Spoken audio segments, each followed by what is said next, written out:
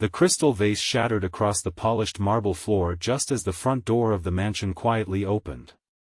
A frightened young woman, one hand protecting her pregnant belly, stood trembling with tears streaming down her face while an older woman pointed toward the door with unmistakable contempt. Neither of them noticed the man standing silently in the entrance, his suitcase still in his hand after returning home a full day earlier than expected. In one heartbreaking moment, everything he believed about his family began to collapse. If you believe kindness, forgiveness, hope, and second chances still exist in this world, please take a moment to like this video, leave a meaningful comment, share it with someone who needs encouragement today, and subscribe to our channel. Every act of support helps our community continue sharing stories that remind us love is always stronger than pride. At 38, Graham Ellsworth had built one of the country's fastest-growing architectural firms. His projects transformed skylines, but the achievement he valued most was marrying Celeste Rowan, a warm-hearted elementary school teacher who never cared about luxury or status. She had entered his life when he was exhausted by ambition, reminding him that success meant little if there was no one to share it with. Their marriage had been filled with quiet happiness, but there was one shadow neither of them could escape. Graham's widowed mother, Vivian Ellsworth, never accepted Celeste. Having spent decades protecting the family's prestigious reputation, Vivian believed her son should have married into wealth and influence. To her, Celeste's modest background made her unworthy of the Ellsworth name. She rarely insulted her openly while Graham was present, but subtle criticism became part of everyday life whenever he traveled for business. When Celeste became pregnant after years of hoping for a child, Graham believed everything would finally change. He imagined the coming baby would soften his mother's heart. Before leaving on a week-long business trip, he hugged his wife beneath the bright afternoon sunlight pouring through the mansion windows and promised he would return quickly. He asked his mother to make sure Celeste rested and avoided stress. Vivian smiled warmly. The moment Graham's car disappeared beyond the gates, that smile disappeared as well. Over the next several days, Celeste found herself treated more like an unwanted guest than a member of the family. Every meal became an opportunity for criticism. Vivian questioned the way she walked, the way she decorated the nursery, even the way she smiled. She constantly implied that Celeste would never be good enough to raise an Ellsworth heir. Celeste refused to argue. Her doctor had warned her that unnecessary stress could affect both her and the baby, so she answered every insult with patience. She spent long afternoons in the mansion's beautiful garden, talking softly to the child growing inside her and dreaming of peaceful days ahead. Vivian mistook that silence for weakness.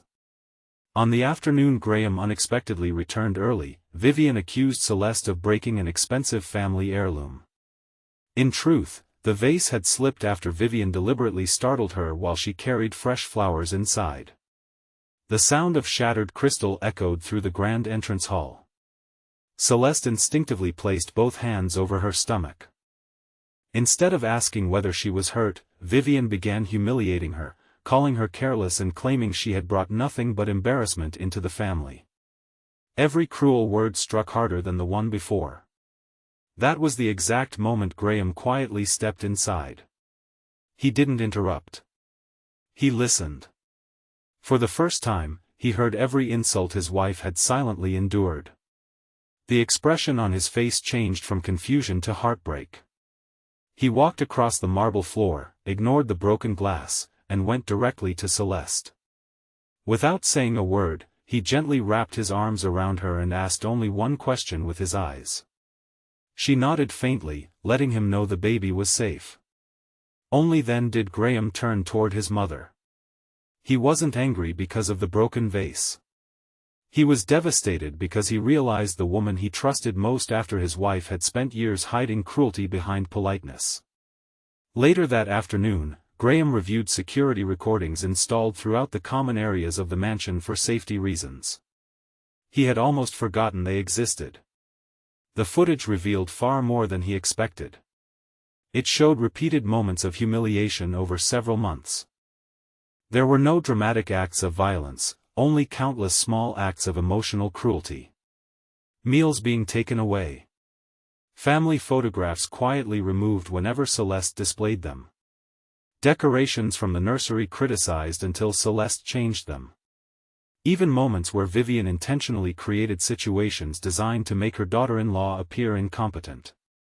Watching those recordings hurt Graham more than any business failure ever had. He realized his wife had protected him from the truth because she feared forcing him to choose between the two women he loved most. That evening, while sunlight still filled the mansion, Graham made a decision that changed their family forever. He asked his mother to move into the elegant guest estate located on another part of the property instead of the main residence. It was comfortable, private, and fully staffed, but it made one thing unmistakably clear.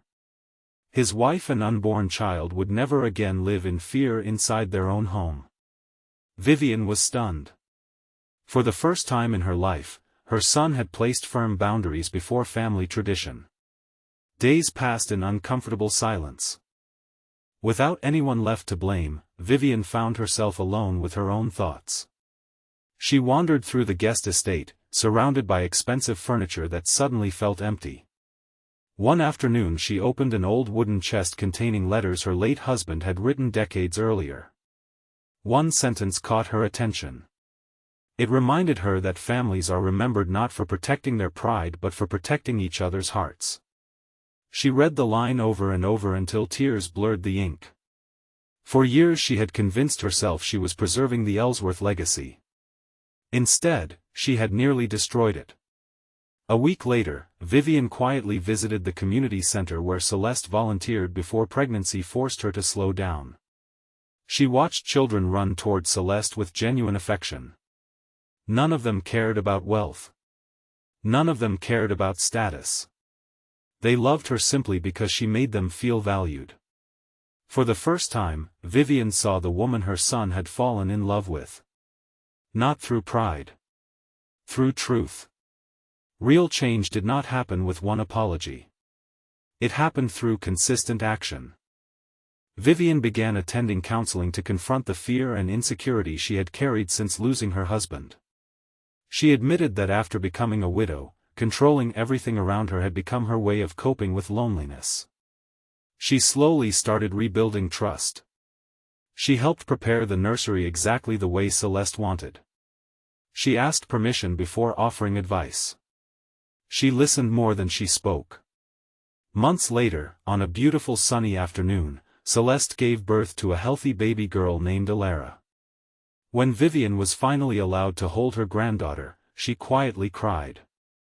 The tiny child wrapped delicate fingers around her grandmother's hand without knowing any of the pain that had come before. In that innocent moment, generations of bitterness began giving way to healing. The mansion gradually transformed. Laughter replaced tension. Family meals became moments of gratitude instead of criticism. The nursery once filled with anxiety echoed with gentle lullabies and joyful smiles.